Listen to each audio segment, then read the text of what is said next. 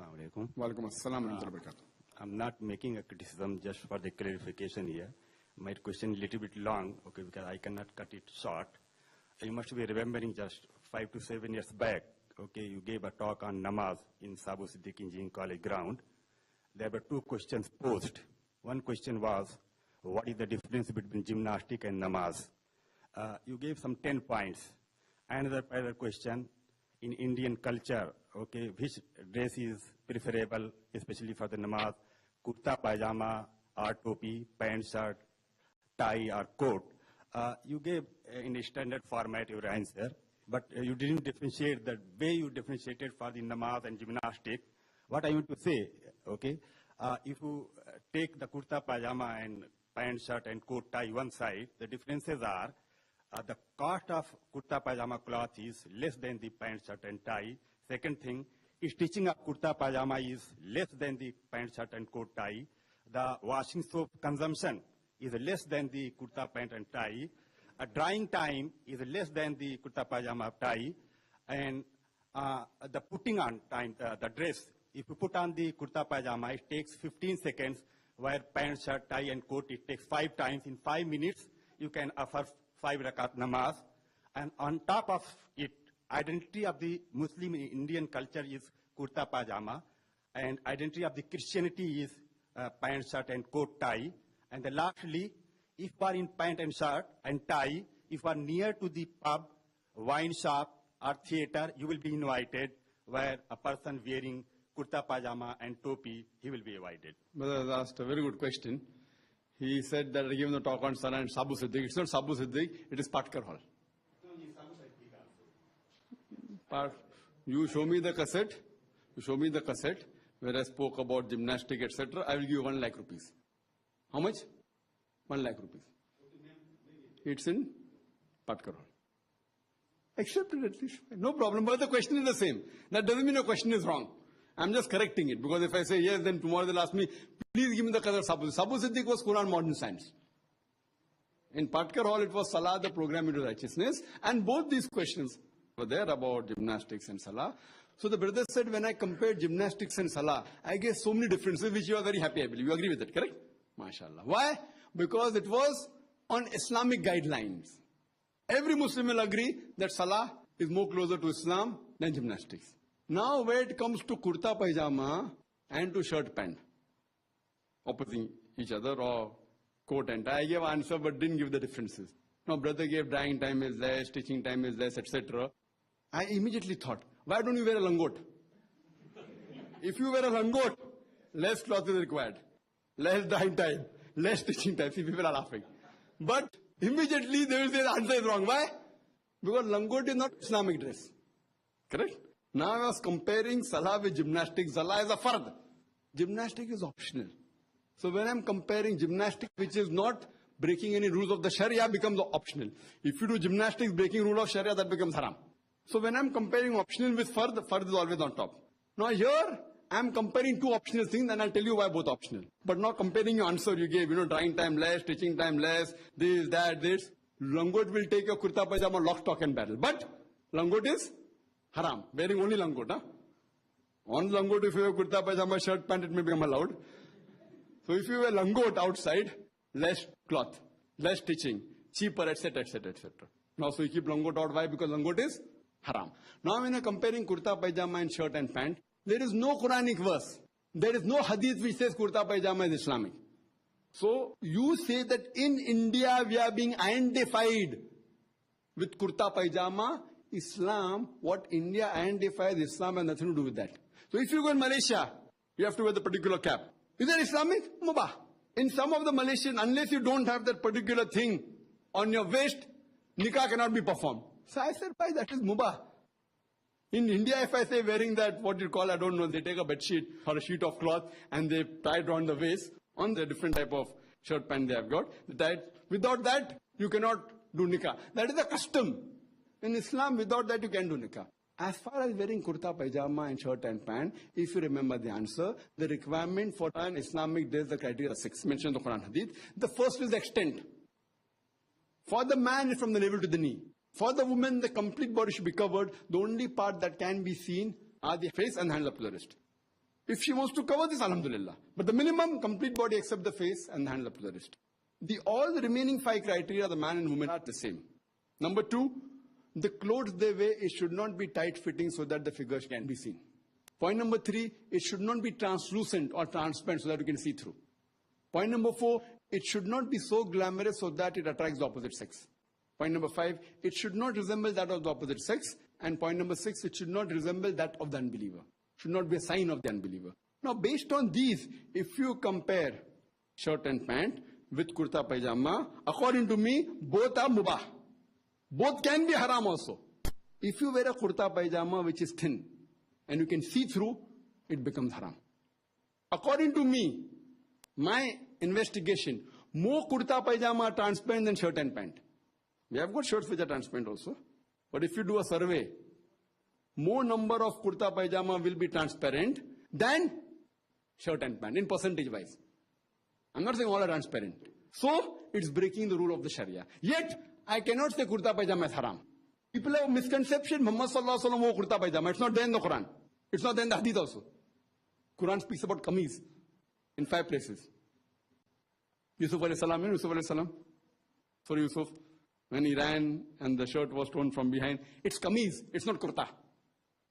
Find the kameez at that time, how it is, long, short, I don't know. But the word kameez, if you translate to English, it's not kurta, it is shirt. There's no hadith in which the Prophet wore kurta pajama. Prophet wore thob. So if you say thob is better or shirt and pant, I would say thob is better. It is sunnah, it's not fard. But shirt and pant is also mubah. So because you are comparing kurta pajama, unfortunately, you have been brainwashed. Living in India, that kurta pajama is an Islamic. Topi didn't come into the question. Topi wasn't asked also. I always give a talk that topi is sunnah. So don't get topi in between now. You have added. So don't add your own thing, topi, into your question. I will never say that shirt pant is better than topi kurta pajama. Topi is sunnah. Out of the question, I've given a talk on that. So you're changing the venue, no problem, but changing the question is the problem. So topi wasn't there, so remove topi. It is kurta pajama versus shirt and pant. So if you compare kurta pajama and shirt and pant, one thing, it should be loose. If you wear skin tight trousers or jeans, it is haram. Your shape can be seen. Now when you wear kurta pajama many a time, and when you do ruku, you can even see your undergarments. That is haram. Seeing of undergarment while wearing trousers, chances are less. Some people even wear thob. What the Prophet wore. Transparent. When they go for sujud or ruku, you see the undergarment lining. Haram. That doesn't mean thob is haram. Wearing transparent, translucent thob is haram. So in kurta pajama, it should be loose. I would say, alhamdulillah, if you see the what I'm wearing now, trousers should be above the ankle. Loose.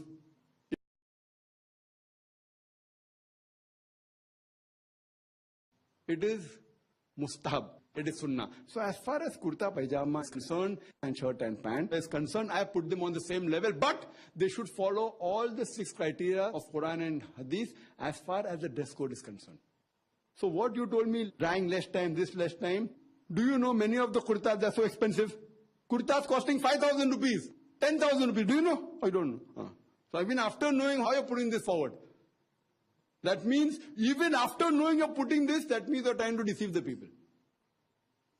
Don't feel offended, brother. Kurta pajama, you can get cheap kurta, you get expensive kurta. Stitching is less. If you go to a specialist of kurta, he charges you more even than a suit. No? Amitabh Bachchan stitches kurta pajama, very expensive. So don't tell me stitching is cheap and this. And the material required for kurta pajama is more than shirt and pant. Right or wrong? But that is not the argument here. First comes Quran and Sunnah. If Quran and Sunnah equal, then these things may carry weight. See, the kurta pajama depends upon the material.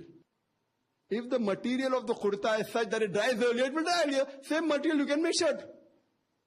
Whatever material you make kurta, you can make shirt. Whatever material you make shirt, you can make kurta also. So where is the question of it drying earlier? That's a different question, that the people make shirt of such material which may take more time to dry. But that doesn't mean that all the kurtas dry earlier. So all these arguments you gave, drying, it is not a very conclusive proof. Drying time, cheap, less time, wearing time. All these things that you give, according to me, 19-20 ka farak. But this doesn't carry weight for us. The weight that carries is Allah and His Rasul. So when you ask me in Islamic context and comfortable, you may feel more comfortable in kurta pajama, somebody else may be more comfortable in shirt and pant. I feel more comfortable in kurta pajama.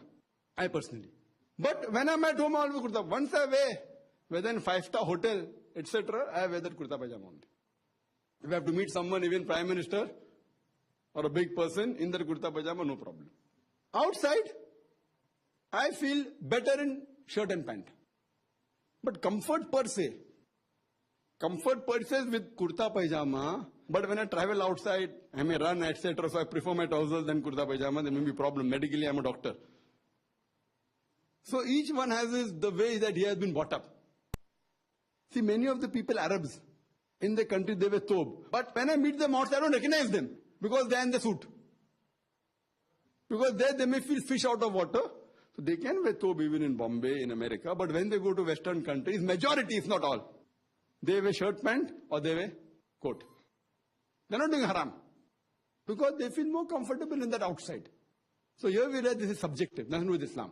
But thobe surely has a better value in Islam. That's what the Prophet wore.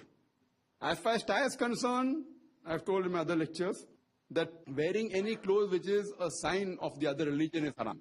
Many people have misconception that tie is a sign of Christianity, which is not. Tie is not a sign of Christianity. I have read the Bible, nowhere does it say that tie is a sign of Christianity. Do you see the priest wearing tie in the church? What do they wear? What do they wear? Somewhat like thobe. That doesn't mean thobe becomes haram. Tie is not a sign of Christianity. In fact, a kurta, if you put on top, it looks like a cross. Yes or no? Yes, kurta. But I'm not saying kurta is haram. Kurta you put on top, the shirt may not look like a cross. The kurta, because it is longer, it looks like a cross. It's not haram. So this is just some people against the Western world. They keep on saying anything against the Western world. You have to ask which verse of the Quran or the Hadith says tie is a sign of Christianity. Which verse of the Bible says, if you read the Encyclopedia Britannica, it is mentioned that this tie initially was used as a fashion in Croatia, as a tie. Then it became long, etc. It's a fashion. So you can follow any fashion, any culture, as long as it doesn't go against the Sharia. So, if you go to Western world, wearing shorts is a fashion. I can't use that fashion. Why? Wearing shorts is haram in Islam. But coat and tie, because it doesn't go against the Sharia, I can wear it. It's not a fard, it's not a sunnah, it is mubah. Mubah is optional. Now, whatever is mubah, if you make haram, there's a problem for you. The hadith says if you make anything halal into haram, then your seat is in the hell. So you can't make anything halal into haram. It is prohibited in the Quran and the hadith. You have to be careful. So if you understand, both are mubah. But if you follow, you have to follow all the 6 criteria. So tie, I personally don't pay tie. But when I go abroad, because it helps me to propagate, and because it is mubah. If it helps me to propagate, if it's makruh or haram, I'll never do it. Inshallah. If it's haram, I'll never do it. So here we realize what is mubah. If it helps you in propagation, no problem. But at the same time, if you see me, I always wear a cap. Anyone, even in the wildest dream, will not mistake me for a non-Muslim because of my beard and because of my cap. Fine? And my beard, mashallah, is more Islamic because even non-Muslims keep beard. Correct? Right or wrong? Correct. You're laughing, you understood. So this... No, I'm not telling you. See, when you make a comparison. So you have, but at least keep a beard, alhamdulillah. Then you can say, okay, keep it into one fist, and that is second, beard to rakho pehle bhai.